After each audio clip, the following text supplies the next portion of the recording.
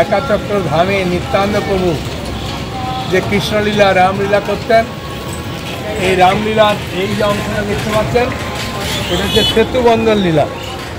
এখানে তার সখাদের নিয়ে তিনি এখানে সেতু বন্ধন করেছিলেন। তো এটা আমাদের ইস্কন মন্দিরের পাশেই যে সরোবরটা আছে, ওই সরোবর, এখন সেই সরোবরে জল নাই, তাই আপনারা দেখতে পাচ্ছেন এই সেতু বন্ধনের এই জায়গা ফ্রি বল। এখন আমরা এসেছি হাটুগড়া, আমরা দেখতে পাচ্ছেন হাটুগড়া। হ্যাঁ, এই জায়গাতে নিত্যানন্দ প্রভু, তার মা এবং তার পিতা তারা স্নান করার ইচ্ছা করেছিলেন গঙ্গায়। তাই নিত্যানন্দবাবু চিন্তা করলেন যে আমার এই বৃদ্ধ পিতামাতা কোথায় স্নানে যাবে, তাই তিনি এখানে হাঁটু গেড়ে বসেছিলেন এবং বসার পরে সমস্ত তীর্থকে আহ্বান করলেন, আর সমস্ত তীর্থ এখানে এসে হাজির হয়েছে। তাই এই জল অত্যন্ত পবিত্র জল। এই জল আমরা স্নান করতে পারেন, নালে মাথায় দিয়ে আচমন করতে পারেন।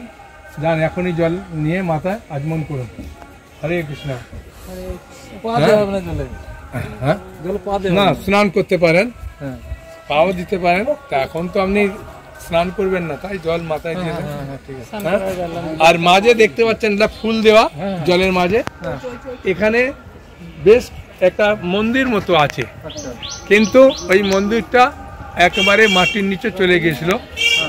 তাই ইস্কনের একজন সুবক স্বামী গুরু মহারাজ বলে আছেন, উনি কোনো কারণে এসে বললেন এর তলায় কিছু আছে, খুঁড়তে খুঁড়তে এটা পেয়েছেন। এখন এইটা তলাতে কিন্তু মন্দির আছে, এটা তলার চূড়া, কিন্তু ভেতরে কি বিগ্রহ আছে জানা যায় না, কিন্তু একটা মন্দির আছে দেখতে পাচ্ছেন। খুব সুন্দর পরিবেশ, আপনারা দেখুন। হ্যাঁ, হরি বল। এখন আমরা এসেছি নিতাইয়ের ধামে, নারী পোতার জায়গা। এইটা দেখতে পাচ্ছেন, নিত্যানন্দ প্রভু যখন জন্মগ্রহণ করলেন তখন মায়েদের যে কাজ থাকে, এই নারীর কিছু অংশ এখানে পুঁতেছিল, সেই যেটার নামই হয়েছে নারী পোতা।